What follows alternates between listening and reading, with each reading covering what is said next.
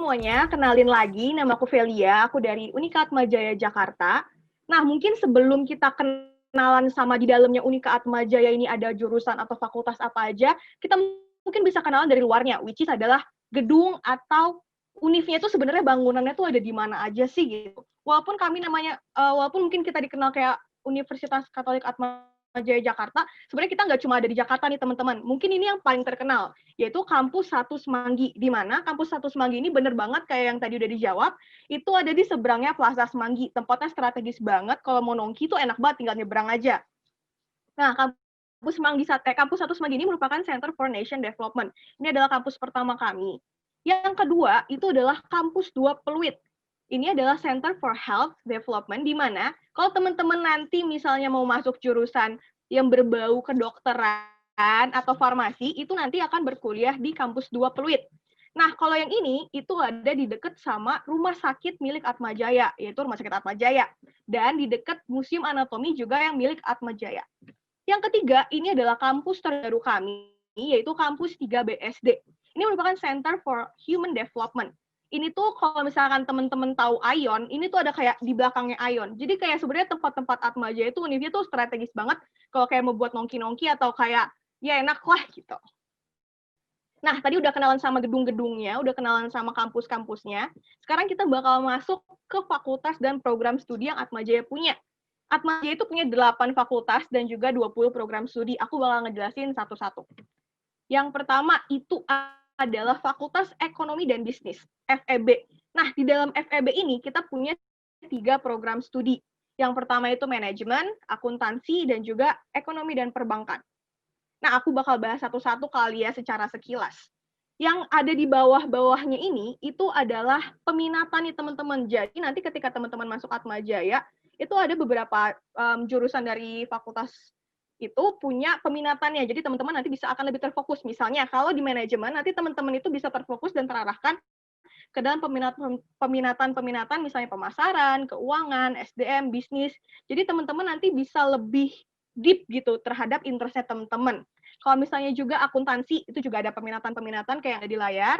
Ekonomi dan perbankan juga ada peminatannya berupa keuangan dan perbankan. Tapi khusus untuk yang jurusan ekonomi dan perbankan itu khusus ada di cuma ada di kampus 1 Semanggi. Kalau untuk yang manajemen dan akuntansi, itu dia ada di BSD juga.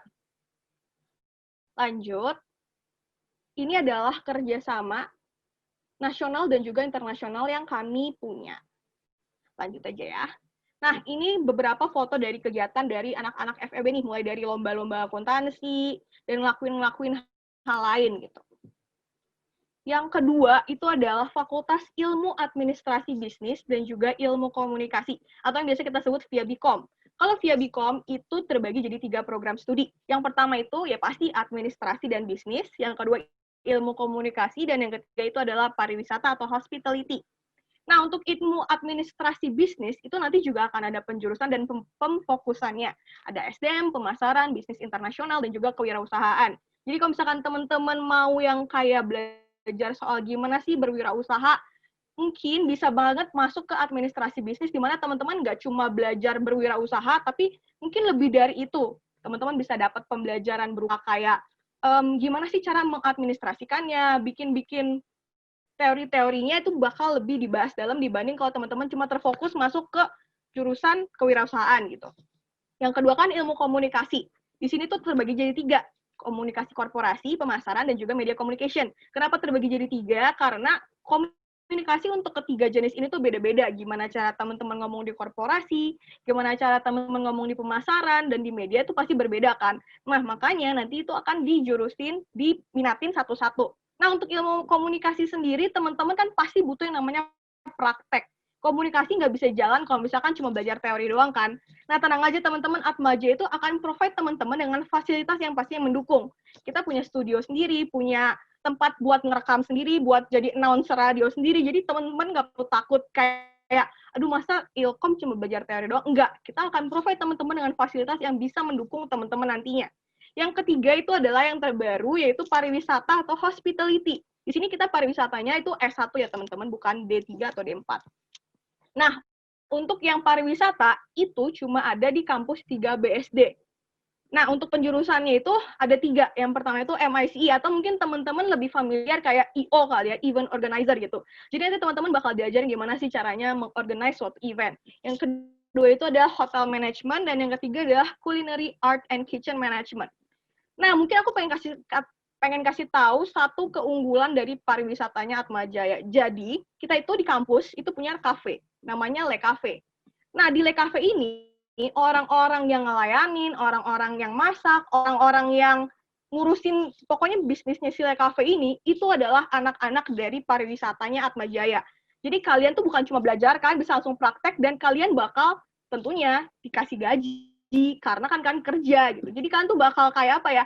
Sambil belajar, sambil kerja, sambil dapat pengalaman juga nantinya gimana caranya turun langsung di dunia perkafean gitu misalnya. Terus next-nya ini adalah kerjasama nasional dan internasional yang kami punya. Aku lanjut aja ya. Nah, ini beberapa kegiatan-kegiatan yang dilakukan oleh teman-teman dari Via Bikom. Next, yang ketiga itu adalah Fakultas Pendidikan dan Bahasa. Nah, di Fakultas Pendidikan dan Bahasa ini kita punya 4 program studi. Yang pertama itu Bahasa Inggris, di mana nanti teman-teman ini bisa terbagi jadi 2 nih, kayak Exclusive English Instruction atau program BIPA. BIPA itu adalah Bahasa Indonesia untuk penutur asing gitu.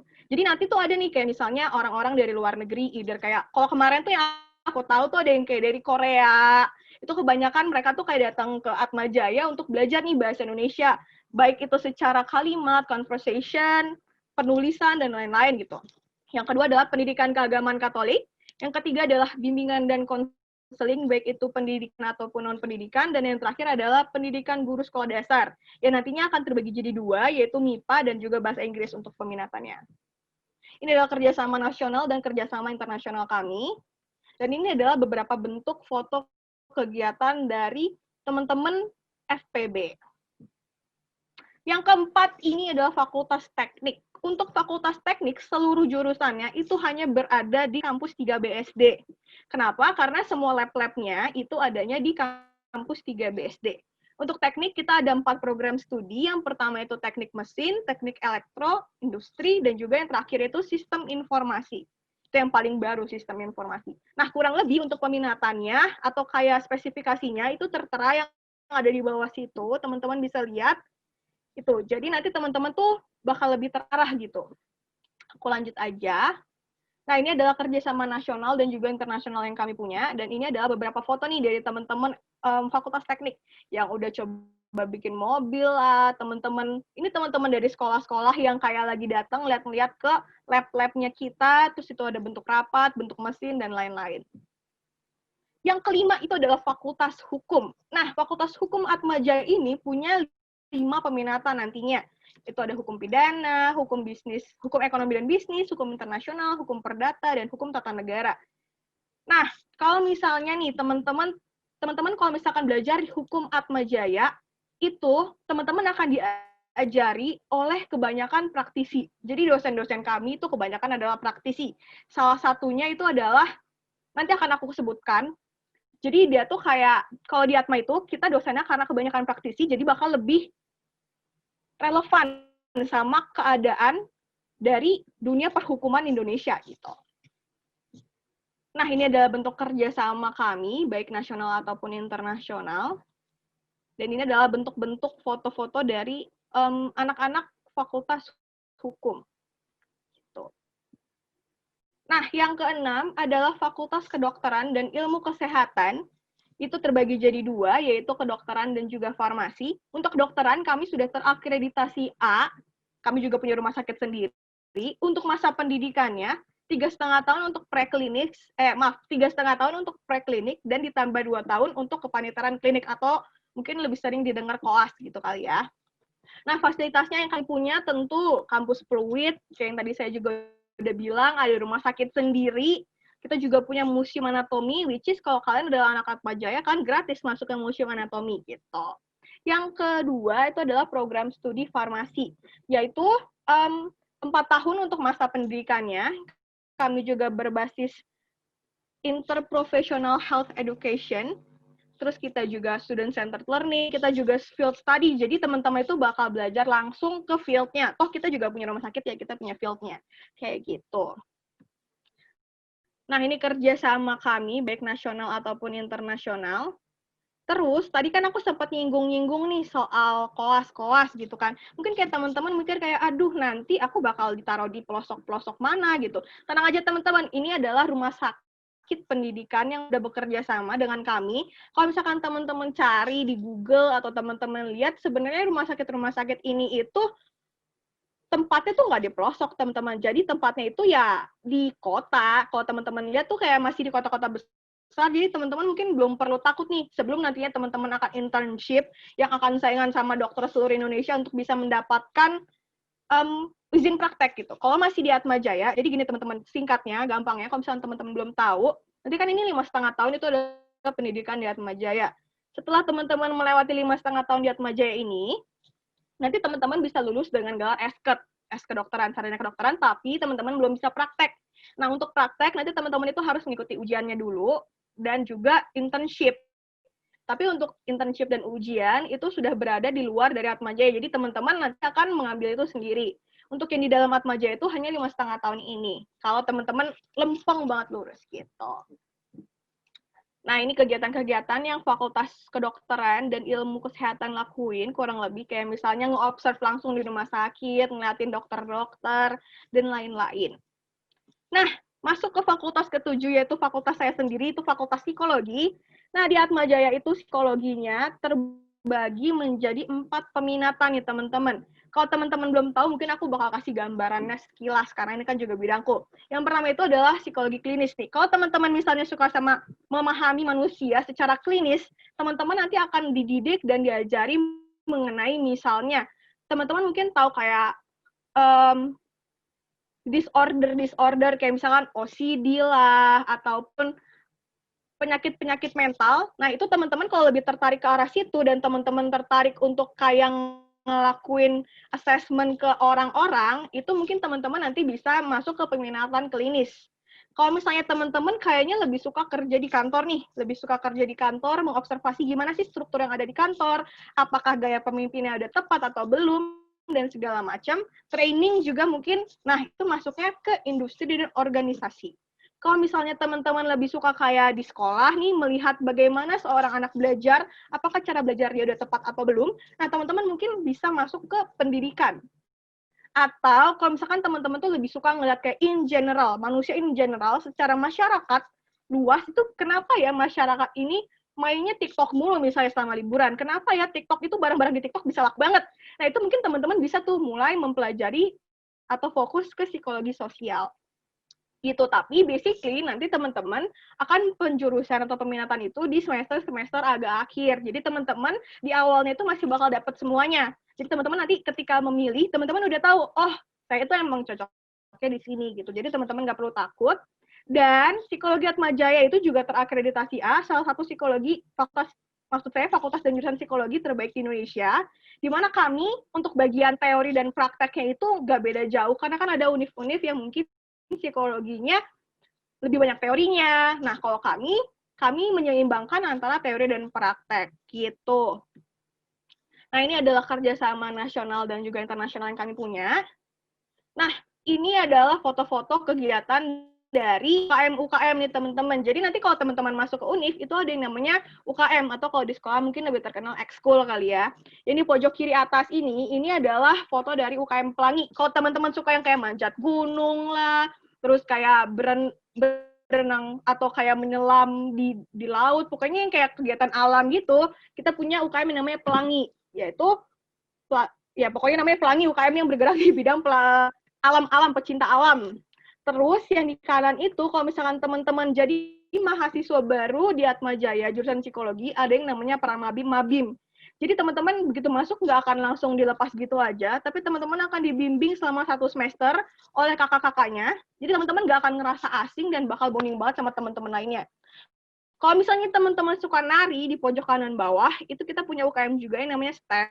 STEM itu udah pergi sampai ke Filipina juga waktu itu sebagai representasi Indonesia untuk kayak nari di sana. Jadi kayak sebenarnya kalau masuk psikologi Atmajaya itu bakal teman-teman bakal bisa dikembangin banget gitu. Jadi nggak perlu takut kalau akan belajar-belajar doang. Nggak, banyak banget organisasi yang bisa diikutin. Lanjut, ini adalah fakultas terakhir yang kita punya, fakultas terbaru, yaitu Fakultas Teknobiologi, di mana di dalamnya itu terbagi menjadi 2 program studi. Yang pertama itu adalah biologi, yang kedua adalah teknologi pangan. Kalau teman-teman suka biologi tapi nggak pengen masuk ke dokteran atau kayak takut lihat darah atau something-something, mungkin teman-teman bisa nih masuk ke Fakultas Teknobiologi. Dengan segala macam jurusan atau peminatan yang ada di dalamnya. Seru-seru banget dari nama-namanya aja, walaupun aku anak IPS, tapi itu kelihatan seru banget gitu. Ini kerjasama nasional juga internasional yang kami punya. Terus di kampus 3 BSD, ini juga cuma ada di kampus 3 BSD, karena lab-lab itu semua di kampus 3. Bahkan kami punya satu tempat itu khusus untuk pusat penelitian dan pengembangan tempe. Gitu. Jadi kayak Fakultas Teknobiologi sih nggak usah ditanya lagi gitu.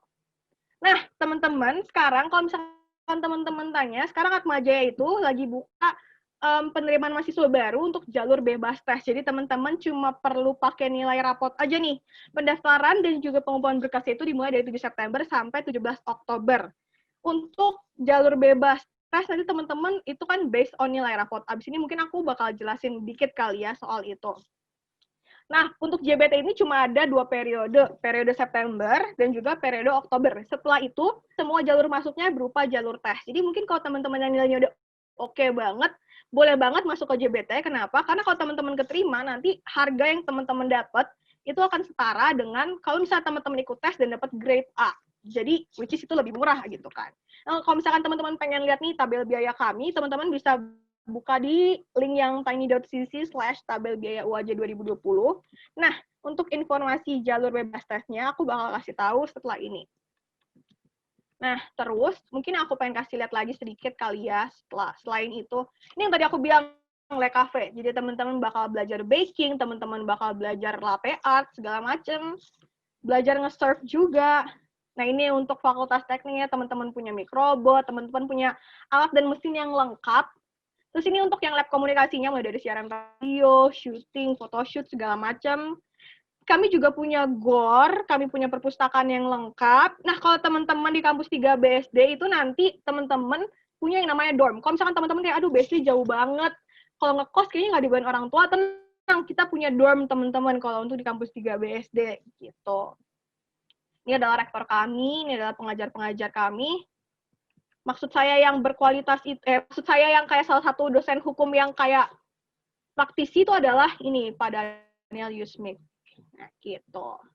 Sekarang kalau misalnya teman-teman mau lihat nih informasi soal gimana sih caranya daftar JBT, caranya gampang banget teman-teman. Teman-teman nanti klik aja atmajaya.ac.id. Setelah nanti muncul, teman-teman bisa klik di admisi dan info pendaftaran mahasiswa baru. Kalau udah, nanti ada nih informasi pendaftaran JBT tahun akademik 2021-2022. Untuk syarat-syaratnya, nanti ada di sini semua nih teman-teman. Untuk setiap jurusan minimal nilainya berapa, syarat mata pelajarannya apa aja, itu nanti ada di sini semua. Teman-teman tinggal ikutin aja step by step-nya. Kayak gitu teman-teman. Kalau dari aku sebenarnya presentasinya udah itu aja sih gitu. Aku balikin ke moderatornya mungkin. Oke, terima kasih Kak Felia yang sangat luar biasa tentang pemaparannya dan lain-lain. Nah, Kak Felia ini kayaknya Kak Felia kan nggak sendirian ya? Kak Felia ada temennya ya? Harusnya ya. Iya, ini atas nama Kak Simren. Halo Kak Simren. Halo Kak. Iya. Oke, halo Kak, selamat pagi. Nah teman-teman, ini aku mau kenalin juga. Ini Kak Simren ini juga salah satu narasumber dari Atmajaya Jakarta. Oke, dari Kak Simren, boleh kalau misalnya ada tambahan, boleh langsung ditambahkan Kak. Oke, aku ingin minta Kak Felia untuk share screen tentang yang beasiswa di PPT. Aku ingin menjelaskan tentang beasiswa yang ada di Unikat Atmajaya.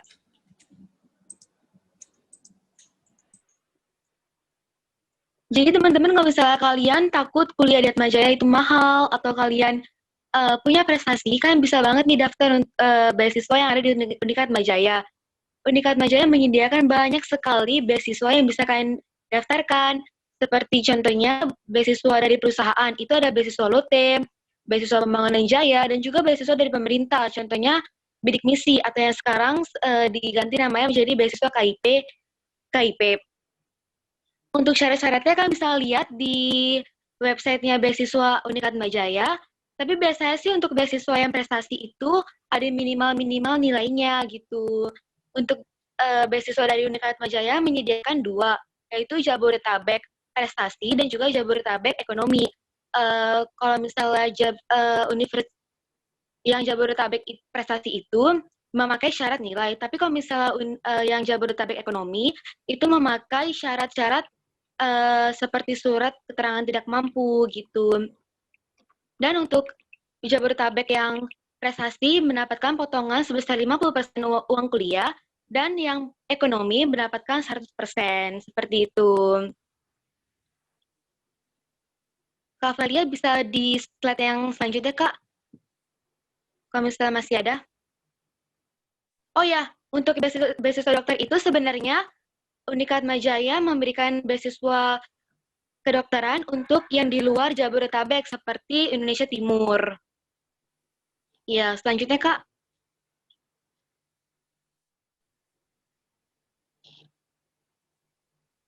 Jadi ini jalur penerimaan mahasiswa yang sedang dibuka itu JBT yang telah dijelaskan oleh Kak Velia.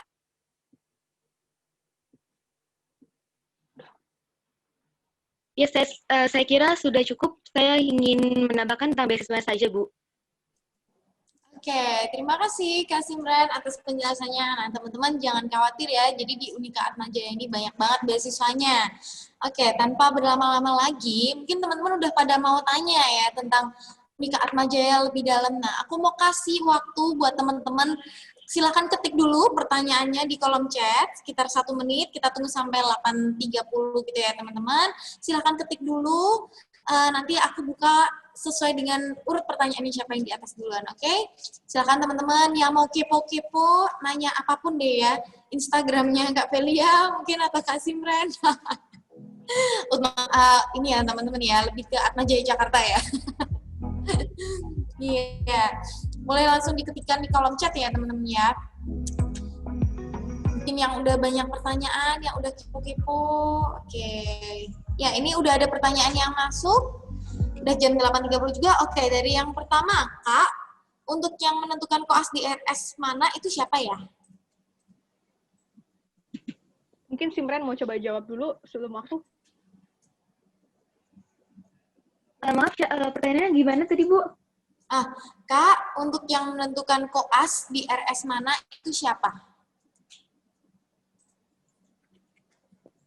Berdasarkan informasi yang saya tahu, kalau koas itu yang nentuin bisa kita sendiri atau bisa kita minta bantuan dosen untuk menentukan kita mau di rumah sakit yang mana gitu. Oke. Kalau menurut Kak Valia? Mungkin kayak sedikit nambahin, kayak kalau untuk koas itu nanti akan ditentukan oleh Atmajaya, tapi kan teman-teman nggak perlu khawatir karena tempat-tempatnya tuh kan bisa dibilang kayak nggak di pedalaman-pedalaman banget dan masih oke lah untuk kalau mau kemana-mana. Kecuali nanti kalau misalkan internship yang udah selesai dari Atmajaya, teman-teman akan saingan sama seluruh esket di Indonesia, nah itu kan teman-teman akan cepet-cepetan untuk tentuin sendiri, kayak gitu sih kalau dari aku. Oke, udah jelas ya untuk jawabannya. Kita ke pertanyaan selanjutnya, yaitu jika semua biaya yang diperlukan sudah lunas, lalu ternyata keterima di PTN dan akan memasuki PTN itu, apakah biaya yang sudah lunas tadi akan dikembalikan? Gimana? Oke, ayo Simran, silakan. Kalau misalnya udah lunas itu, kalau misalkan keterima di PTN yang terdaftar di Unikat Atmajaya seperti contohnya Brawijaya atau UI atau USU, UGM, itu bakal dibalikin biayanya kecuali biaya initial payment. Tapi di luar universitas tersebut, kalau nggak salah ada 10 universitas yang terdaftar, seperti contohnya, apalagi ya Kak, ITB ya kayak Kak Velia? Iya, kayak ITB, UGM, ya, PTN terbagus di Indonesia itu dibalik uangnya kecuali uang initial payment. Tapi kedua PTN tersebut itu tidak dibalikan uangnya, seperti itu. Nah, untuk nambahin lagi, selain syaratnya adalah harus di PTN-PTN yang udah kami syaratkan itu, teman-teman cuma akan dikembalikan uangnya kalau misalkan teman-teman itu masuknya lewat jalur SNM atau SBM. Kalau misalkan teman-teman masuknya lewat jalur mandiri, itu uang yang teman-teman udah bayar akan hangus. Tapi kan teman-teman ketika misalkan daftar, nanti kan teman-teman pertama itu akan bayar initial payment atau DP. Nah, kalau untuk initial payment-nya, selain kedokteran, itu kan sekitar 8 juta. Tapi kalau untuk kedokteran itu initial payment-nya 50 juta. Habis itu nanti sisanya teman-teman bisa tuh cicil. Teman-teman bisa pilih cicilan. Kalau teman-teman daftar sekarang, teman-teman bisa cicil sampai di tahun depan, sekitar bulan Agustus, September gitu. Jadi panjang banget nih masa untuk nyicilnya. Nanti cicilan teman-teman itu akan dibalikin semua, kayak yang tadi Simran udah bilang, kecuali si DP yang teman-teman bayar di awal, yang sekitar 8 juta atau 50 juta untuk kedokteran. Gitu. Oke, terima kasih jawabannya buat kakak-kakak. Pertanyaan selanjutnya yaitu, apakah untuk JBT Fakultas Kedokteran perlu IELTS atau TOEFL, dan selain rapor perlu dokumen apa saja, Kak? Oke, untuk Fakultas Kedokteran itu nanti yang kakak tahu itu nanti kita akan dites bahasa Inggrisnya dari Unikat Majaya. Dan selain rapot, dokumen yang dibutuhkan itu menyerahkan motivation letter dan juga surat keterangan tidak buta warna gitu. Untuk motivation letter-nya ada petunjuknya di website Unikat Majaya yang di mana atmajaya.ac.id. Oke, dari Kak Felia ada tambahan, Kak? Iya, jadi ngerangkum dari yang tadi Simran udah bilang, teman-teman nanti kalau misalkan masuk kedokteran nggak perlu pakai tes segala macam, karena nanti kita akan tes sendiri ketika teman-teman udah diterima. Cuma perlu nilai rapot, motivation letter, dan juga tes buta warna gitu. Oke, makasih atas jawabannya, Kak. Ini ada pertanyaan selanjutnya. Untuk jurusan bimbingan konseling, apakah masuk ke psikologi atau berdiri sendiri?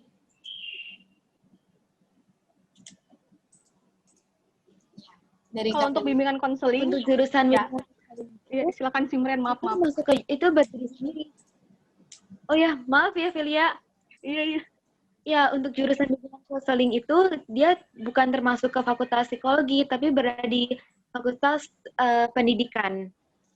Jadi berdiri sendiri di fakultas pendidikan. Jadi dia ada di bawahnya FPB, Fakultas Pendidikan dan Bahasa, bukan di bawahnya Fakultas Psikologi. Jadi BK dan juga psikologi itu berbeda gitu. Semoga menjawab ya teman-teman. Untuk pertanyaan selanjutnya, Kak, untuk FK biaya per semester berapa? Udah termasuk praktikum? Thanks. TKS tuh ya? Surat motivasi perlu dia. Iya, kayaknya itu. Maaf ya, saya kurang tahu. Mungkin kalau untuk kayak tabel biayanya, teman-teman bisa lihat di link yang tadi aku kasih, aku mungkin ketikin lagi aja. Nah, untuk kayak biayanya itu apakah udah praktikum, kalau misalkan di kedokteran kita itu kan kita sistemnya kayak blok gitu nih, teman-teman. Jadi sebenarnya selain blok itu jadi udah lengkap nih teman-teman, termasuk harga mayat. Jadi yang teman-teman bayar itu udah termasuk sama mayat nih teman-teman. Jadi teman-teman nggak perlu cari mayat sendiri. Emang kedengarannya kayak aneh, tapi untuk kedokteran nanti teman-teman tuh emang perlu mayat untuk membantu proses belajar teman-teman. Tapi kan kalau misalnya teman-teman masuk Atmajaya, teman-teman tuh dalam pembayaran itu udah termasuk harga mayat. Agak aneh kedengarannya, tapi itu suatu keuntungan loh teman-teman, karena agak susah mungkin cari mayat. Tapi kalau kita provide mayat. Agak aneh kedengarannya, tapi ya seperti itu. Oke, menarik ya teman-teman ya. Ini di-provide loh mayatnya. Saya jujur agak merinding gitu dengernya. Tapi nggak apa-apa. Ini tambah pengetahuan. Oke, untuk pertanyaan selanjutnya, apakah jurusan psikologi ada di kampus Atmajaya BSD? Lalu apa saja program dan praktek yang ada di jurusan psikologi? Oke, mungkin ini Kak Felia banget ya. Nah, kalau misalkan psikologi, itu kita ada di 2 kampus nih. Ada di Semanggi dan juga di BSD. Itu satu kan jawabannya. Terus yang kedua, pertanyaannya, praktek apa aja ya? Praktek apa aja ya? Nah, kalau misalkan untuk praktek apa aja, di psikologi tuh ada mata kuliah yang mengharuskan kalian praktek. Contohnya aja, psikologi eksperimen. Itu nanti teman-teman akan benar-benar ngadain eksperimen nih teman-teman. Misalnya kayak aku kemarin, pengaruh komedi terhadap short term memory. Kan seru banget tuh teman-teman bisa ngelakuin eksperimen sendiri. Atau misalnya metode observasi wawancara. Teman-teman bakal, misalkan kayak aku waktu itu ke pasar, kita observe sesuatu, terus kita bikin laporan, kita hitungin segala macem. Atau konseling, teman-teman nanti juga bakal praktek konseling, jadi kayak banyak banget pelajaran-pelajaran yang mengharuskan teman-teman itu untuk praktek. Jadi kayak seru banget, teman-teman. Itu menjadi salah satu keunggulan dari anak-anak lulusan Fakultas Psikologi Atmajaya sih, karena udah banyak banget prakteknya, gitu. Ada lagi nggak sih Terima yang kasih belum atas dijawab? jawabannya, Kak. Ya, ini Oke. teman-teman kalau misalnya masih kepo, masih mau ada pertanyaan, boleh langsung diketik di kolom chat ya. Ini sambil nunggu, aku ada pertanyaan nih, Kak. Boleh ya, moderator tanya ya? Boleh. Oke, yang pertama aku mau nanya nih, Kak. Berapa sih jumlah yang diterima di masing-masing jalur pendaftaran yang ditawarkan? Apakah ada kuotanya atau ada persentasenya? Gimana, Kak? Simren, kamu mau coba jawab?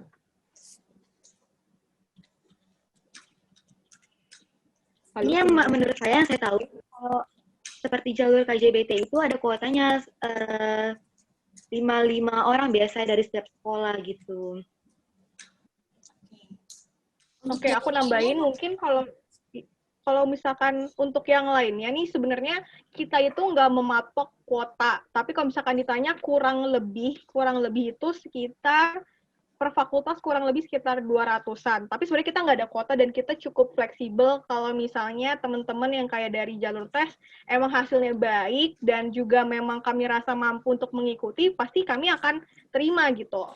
Jadi nggak ada sih nggak ada batasan jelasnya kayak oh cuma segini itu nggak ada sih gitu. Oke. Ini Kak, ada pertanyaan lagi, Kak. Apakah nanti setelah pengumuman SBMPTN, Atmajaya masih buka pendaftaran? Dan mungkin kalau aku boleh elaborate pertanyaannya juga, apakah ada perbedaan sih, Kak, kalau misalnya daftar di awal sama daftar di akhir ya? Oke. Simran, kamu mau coba jawab? Ya, aku mau coba jawab, Kak. Tadi pertanyaannya setelah SBMPTN ya. Itu Unikat Majaya dari mulai bulan ini sampai nanti tahun depan kurang lebih bulan Agustus itu bakal buka pendaftaran. Dan apa bedanya? Mungkin yang menjadi perbedaan itu biaya. Kalau misalnya daftarnya di awal-awal seperti sekarang itu mungkin masih lebih murah ketimbang mendaftar di akhir-akhir seperti bulan Agustus atau Juli, itu udah mulai mahal biayanya, semakin mahal karena tergantung gelombangnya. Mungkin aku mau sedikit kayak nambahin atau sedikit ngelurusin. Jadi sebenarnya kalau untuk harga itu kita tuh sama, cuma ada gradingnya nih teman-teman. Jadi kalau misalnya kalau teman-teman buka di link aku kasih itu yang tiny.cc/tabel biaya UAJ 2020, itu nanti tuh ada tuh grade A, B, C, dan harganya itu beda-beda. Yang ngebedain tuh apa? Kalau misalnya yang kayak tadi aku bilang, kalau teman-teman masuknya lewat jalur bebas tes, teman-teman itu akan auto dapat harga yang di grade A. Kalau misalkan teman-teman, misalkan daftarnya nanti-nanti nih, kalau nanti-nanti kan kemungkinan teman-teman akan masuknya tuh jalur tes. Kalau misalkan jalur tes, teman-teman itu berarti kan nggak auto dapat A tuh, which is mungkin aja teman-teman bisa dapat B atau C gitu kan. Jadi harganya tuh itu yang mungkin Simren maksud akan jadi lebih mahal. Dan lagi kalau misalnya teman-teman daftarnya agak di akhir-akhir, walaupun tadi aku bilang kita nggak ada kuota, tapi kan tetap aja mungkin kemungkinan peluang teman-teman untuk keterima tuh akan sedikit lebih kecil dibanding kalau teman-teman daftar di awal. Kayak gitu kali ya. Oke, makasih banyak Kak atas jawabannya. Ini ada pertanyaan lagi Kak. Kak, apakah kalau mau masuk jurusan psikologi harus dari jurusan IPS atau fleksibel bisa dari jurusan IPA juga? Atau mungkin bisa dikembangkan apakah kalau mau masuk jurusan IPA harus dari harus dari IPA ataukah boleh IPS dan sebaliknya? Oke, aku mungkin jawab yang soal psikologi dulu kali ya. Kalau misalkan yang dari psikologi, itu kita bebas banget. Kamu masuk dari jurusan IPA atau IPS untuk jalur bebas tes yang kita lagi buka sekarang ya. Itu kita bebas, karena kita nggak kayak, oh psiko ini khusus ke IPS, IPA itu enggak. Tapi mungkin kalau misalnya untuk yang lain, tadi kan aku sempat kayak kasih lihat tutorial untuk cara ngecek. Nah, di situ itu nanti ada tuh syarat-syaratnya. Kalau misalnya yang kayak fakultas teknik, itu semua tuh emang wajib IPA, kecuali yang sistem informasi itu masih boleh dari IPS. Tapi kalau untuk yang lain, yang kayak kedokteran itu emang wajib IPA, Yang lain, pokoknya yang kalau IPA ya wajib IPA, kecuali yang sistem informasi. Kalau untuk yang IPS, itu bisa IPA, bisa IPS. Tapi teman-teman, kalau misalnya teman-teman dari jurusan IPA atau IPS, terus kayak pengen masuknya ke jurusan yang lain, mungkin teman-teman bisa nyoba di jalur tes, gitu. Kalau jalur tes kan nggak pakai nilai rapot. Kalau nggak pakai nilai rapot kan jadinya nggak terblok-blok banget IPA atau IPS-nya, gitu. Iya.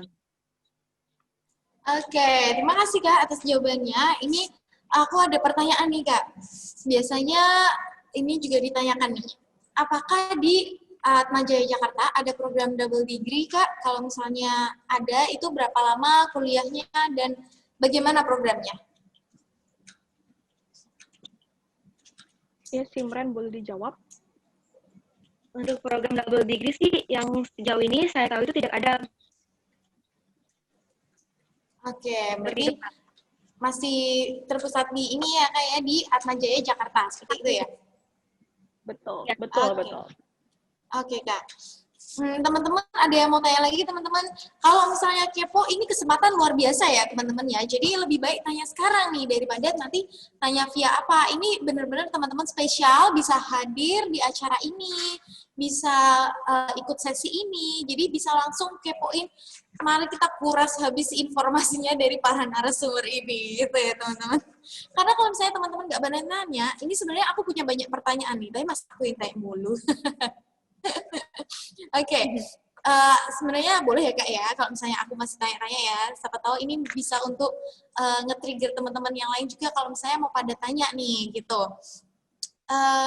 Aku mau tanya Kak, apakah Atmajaya Jakarta ini ada kerjasama dengan universitas-universitas yang di luar negeri, contohnya?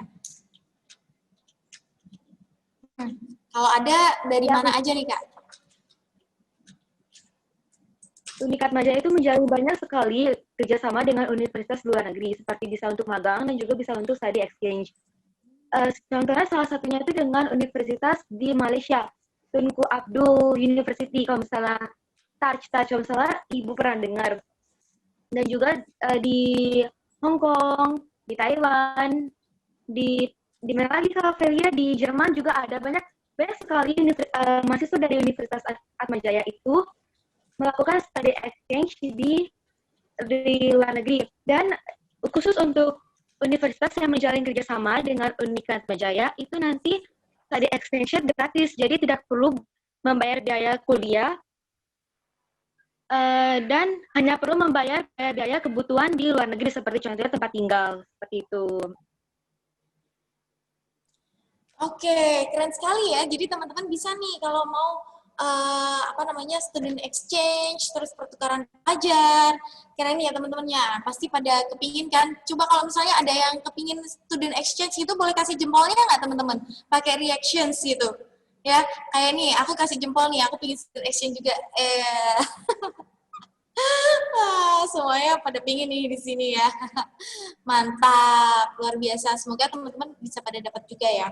Oke, masih ada waktu, teman-teman masih mau ada satu pertanyaan, mungkin sekitar satu pertanyaan. Teman-teman ada yang masih mau tanya? Kalau enggak, aku lagi yang tanya. Oke, karena belum ada pertanyaan, aku juga mau tanya nih Kak. Kalau Unika Atmajaya Jakarta sendiri, itu untuk akreditasinya gimana nih Kak? Untuk jurusan-jurusannya juga?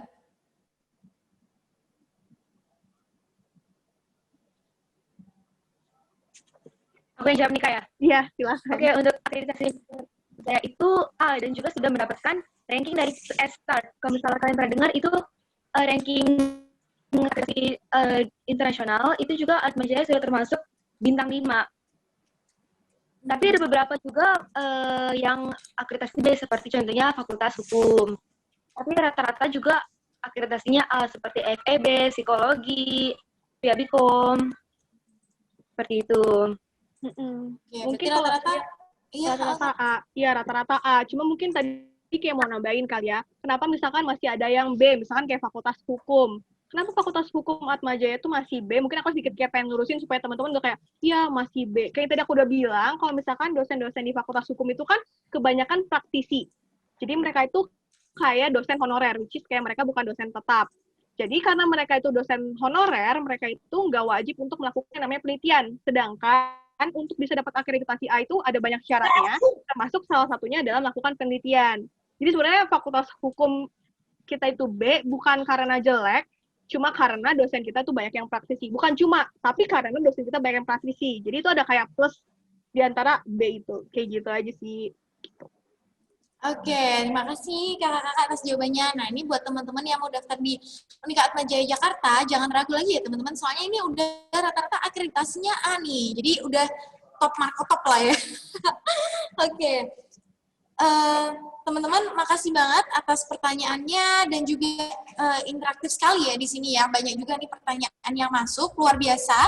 Semoga sesi ini juga bisa menginspirasi dan mengedukasi teman-teman semuanya. Aku mengucapkan terima kasih juga kepada para narasumber, Kak Elia, Kak Simren, atas waktunya udah mau hadir untuk menjelaskan tentang Unika Atma Jaya Jakarta di sesi ini. Oke, sebelum kita berakhir, ini akan ada polling nih teman-teman, oke? Jadi kami akan suguhkan polling, silahkan teman-teman isi pertanyaan-pertanyaan di sana, langsung diisi saja bagaimana responnya terhadap acara ini. Ya. Oke, jangan lupa diisi ya teman-teman ya. Oke, ini masih naik terus nih teman-teman untuk pollingnya. Wah, sangat setuju. Wah, mantap nih. Keren.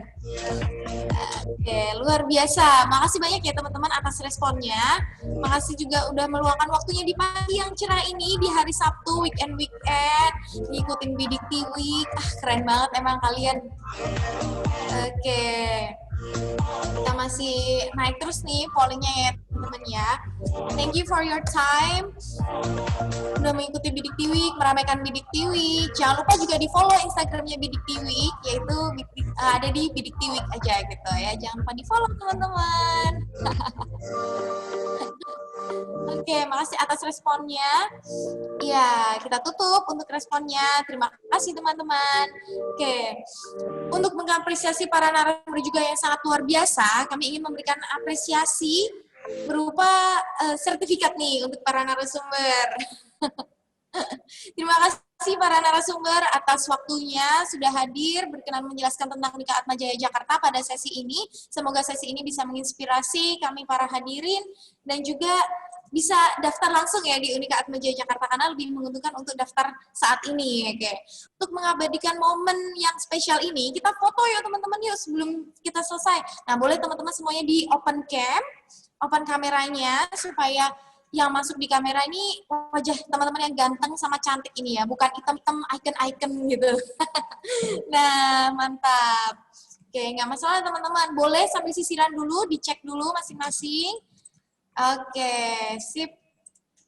Teman-teman masih ada yang belum on cam nih. Aku kasih waktu untuk on cam dulu. Mungkin masih ada yang masih sisiran, masih ada yang apa? Tidak masalah. Silahkan persiapkan diri dulu. Iya, oke. Teman-teman udah siap? Teman-teman yang udah on cam udah siap ya? Kita mau foto nih ya, pasang senyum terbaik kalian ya. Pasang gaya terbaik kalian, oke? Mau gimana? Mau 1, 2, 3 gitu boleh? Oke, kita mulai fotonya ya teman-teman ya. Siap senyum ya, aku hitung 3 sampai 1. 3, 2, 1. Lagi, tahan. Oke, 1 kali lagi, 2 kali lagi, maaf. 3, 2, 1. Oke, cantik, cakep. 1 kali lagi, kasih gaya yang paling heboh, yang paling semangat. Kalian bisa. 3, 2, 1. Oke, mantap. Makasih ya teman-teman ya. Aku udah kayak ini ya, tukang yang foto-foto studio gitu. Gak apa ya teman-teman, terima kasih karena udah menghadiri acara ini. Terima kasih atas partisipasi dari seluruh peserta dan juga para narasumber. Makasih ya Kak Simren, Kak Felia atas waktunya. Oke. Habis ini masih ada sesi berikutnya, jadi teman-teman jangan lupa untuk kepoin sesi berikutnya juga. Kami harap seluruh peserta dapat informasi yang sesuai dan semakin mengerti nih untuk pemilihan program studi maupun pemilihan universitasnya. Dari kami mengucapkan terima kasih, kami juga mohon maaf apabila ada kesalahan. Terima kasih semuanya, sampai jumpa di lain waktu, semoga kita bisa bertemu ya secara offline. Dadah, makasih juga para narasumber. Dadah. Iya. Iya, makasih semuanya. Stay safe. Dadah.